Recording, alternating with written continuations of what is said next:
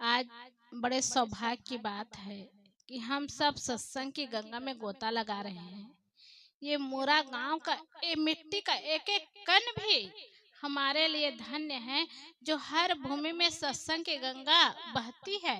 देखो, कभी सोचे थे कि यहाँ भी कभी सत्संग होगा और हम सब मिल करके इस सत्संग की गंगा में यहाँ गोता लगाएंगे। कैसा माहौल आता है, कैसा समय आता है। और ये मूरा गांव मेरा जन्म भूमि भी है, कर्म भूमि भी है, धर्म भूमि भी है और सत्संग भूमि तो है ही। बस मरण भूमि को नहीं कह सकती कि कहाँ होगा, लेकिन जीवन रहते रहते तो ये कह सकती हूँ कि मूरा गांव की एक एक भूमि मेरे लिए बहुत पुण्य है, बहुत महत्व है। इसलिए हम सब इस भूमि में ज्ञान की गंगा में गोता लगा रहे हैं। ये बहुत बड़ी बात है। संत गुरुजन अभी हम सबको समझा रहे थे कि अपने जीवन को सुंदर बनाना है, सुखमय बनाना है, तो कहीं आकाश पतल में जा करके नहीं बनाएंगे। अब देखो, प्रयागराज गए थे और प्रयागराज में कितने अपने पाप को धोने के लिए स्नान करने गए थे, वहीं कईयों का शरीर छूट गया। तो ऐसे करने से भी पाप धुलता नहीं है। सत्संग में सुन करके अपने बुराइयों को, विकारों को दूर करते हैं, निर्मल जीवन बनाते हैं, तब सुंदर बनता है। और हम सबको यही तो करना है और यही काम करने के लिए सत्संग कराते हैं, संतों को बुलाते हैं और इसका लाभ उठाते हैं। एक बार एक व्यक्ति महात्मा के पास गए और महात्मा के पास जा करके उन्होंने कहा, महात्मा जी, स्वर्ग मेरी मुट्ठी में हो, इसके लिए मैं क्या करूं? देखिए, उनके पूछने का कितना अच्छा ढंग था। जैसे पूछो ना संत गुरुजन, वैसे बताने के लिए तैयार रहते हैं। इतनी सरलता से, सुगमता से बताते हैं जो सबको समझ में आता है। संत ने कहा, कुछ मत करो, बस इतना ही करो, दिमाग को ठंडा रखो, जेब को गरम रखो, आंखों में शर्म रखो, जुबान को नरम रखो और दिल में रहम रखो। बस इतना ही करो तो स्वर्ग तक जाने की तुम्हें जरूरत नहीं है, स्वर्ग खुद चल करके तुम्हारे कदमों में आएगा। कितनी अच्छी बात संत बताए।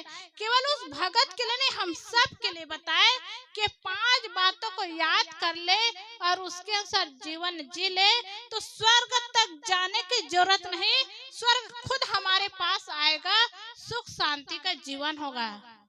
संत ने कहा कि पहली बात वे कहे कि दिमाग को ठंडा रखो। हर व्यक्ति का दिमाग गर्म रहता है और दिमाग गर्म रहता है इसलिए तो जीवन नरक बना रहता है। थोड़ी सी बात हो, थोड़ा सा व्यवहार हो तो दिमाग गर्म हो जाता है।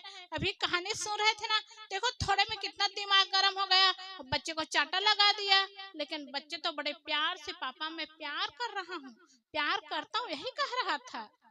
तो ऐसे हर व्यक्ति का दिमाग गर्म रहता है और गर्म ही नहीं, जीवन नरक हो जाता है। तो महात्मा ने पहली बात कहा कि स्वर्ग जीवन में आएगा, लेकिन दिमाग को ठंडा रखो। और ये केवल कहने सुनने वाली बातें, घर घर की कहानी हो गई है। थोड़ी थोड़ी बातों में आदमी क्रोध करते हैं और अहंकार में डूबे रहते हैं, इतना क्रोध कर लेते हैं, अपने आप को संभाल नहीं पाते। अब एक जगह ऐसे सुनने में आया कि एक जगह धान बेच करके पैसा लाया और पैसा लाया तो बच्चा, छोटा सा बच्चा था, चूल्हा के पास बैठा रहा। तो वो पिताजी आए पैसा ले करके और पत्नी को नहीं दे पाए, बेटा को दे दिए। तो बेटा क्या जाने, पैसा को तो सब छोटा सा बच्चा समझता है, लेकिन वो बच्चा आग के पास बैठा था। अब उनको ये ध्यान नहीं था कि पैसा है, वो आग में डाल दिया तो आग और जलने लगी। तो खुशी के मारे ताली पीट पीट करके ताली बजाने लगा कि देखो कितनी आग लग रही है, कितनी आग लग रही है। और वहीं पर देखा उनके पिता कि अरे ये तो 50,000 रुपया को आग में डाल दिया। उनका होश हवास नहीं रहा, बच्चे के गला को पकड़ा, चूल्हा में डाल दिया। अब बताओ, आग में डालेगा तो उसकी क्या दशा होगी? और बच्चा झुलस गया, परेशान हो गया, वहीं पर उनका शरीर भी छूट गया। अब उनकी पत्नी थी, अब उनकी पत्नी देख नहीं रही थी, वो काम में लगी रही, लेकिन उतनी उनकी पत्नी भी देखी, होश हवास नहीं आया उनका। और वो उनकी पत्नी भी वहीं घर में कुआं रहा, और उनकी पत्नी अपने आप को संभाल नहीं पाई, कुआं में गई और बच्चे की स्थिति को देख नहीं पाई, कुआं में जाकर के डूब करके मर गई। अब बच्चे की ये हालत हुई, पत्नी की ये हालत। अब उसके बाद पुलिस वाले, गांव वाले बुलाए पुलिस वाले को, पुलिस आई, और पुलिस आई और उनको ले गए और ले जाकर के जेल में बंद कर दिए। ऐसे ऐसे कहानी तो घर घर की हो रही है। एक क्षण का क्रोध आया, हंसती मुस्कुराती जिंदगी को बर्बाद कर दिया। इसीलिए जब ऐसा समय आए, ऐसी परिस्थिति आए, तो अपने आप को संभालना बहुत कठिन होता है। और अपने आप को संभाल लिया ना, उसी का जीवन तो सुंदर सुखमय और स्वर्गमय बन जाता है। तो संत ने कहा दिमाग को ठंडा रखना, जेब को गर्म रखना, मतलब कोयले का आग जेब में रखना ऐसी बात नहीं है। जेब को गर्म रखने का मतलब है पैसा होना चाहिए। और पैसा कहाँ से हो? चोरी करके पैसा नहीं लाना है, मेहनत करके काम करके पैसा लाना है, क्योंकि आवश्यकता सबको पैसे की होती है। और पैसा रहेगा तो कुछ भी काम कर सकते हैं। इसलिए पैसा होना चाहिए, आंखों में शर्म रहना चाहिए। अब आंखों में जिनकी शर्म नहीं है ना, वो आदमी क्या नहीं क्या करता है। आदमी सोच नहीं सकते, होश हवास नहीं रहता, इतना इतना गलत काम कर बैठता है। तो आंखों में शर्म होना चाहिए। घर घर के, गांव गांव की कहानी है। घर गांव को ही ससुराल बना लेता है, माता पिता परिवार वाले गांव वाले को ससुराल बनाता है। देखो व्यवहार ही बदल जाता है, बिगड़ जाता है। तो आदमी के आंखों में शर्म नहीं है तो क्या करेंगे?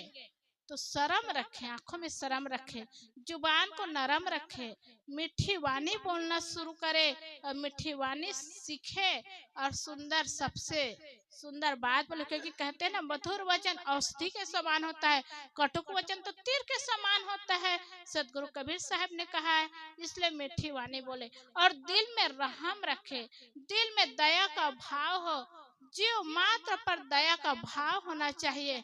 आदमी जीव हत्या करते हैं, मुर्गा मांस मटन खा रहे हैं, जीव हत्या करके उनके दिल में दया नहीं, तो उनके दिल में जब दया नहीं, तो उनका कर्म कैसे होगा? देखने सुनने से ही समझ में आता है। इसलिए दया का भाव होना चाहिए। इसलिए हम सब गुरु संतों के पास आते हैं जीवन जीने की कला सीखने के लिए, जीवन सुंदर बने, सुखमय बने और स्वर्गमय बने। इसीलिए हम सबको ये बातें याद रखना चाहिए जो संत गुरुजन बताए हैं। आंखों में दिमाग ठंडा हो, आंखों में शर्म हो, जुबान को नरम रखे, दिल में रहम रखे, जेब को गरम रखे।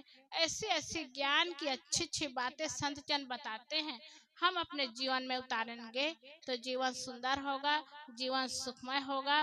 और ऐसे ही जीवन बना करके हम जीवन को सफल बना सकते हैं, स्वर्गमय बना सकते हैं, कल्याणमय बना सकते हैं। बोलिए सद्गुरुदेव की जय।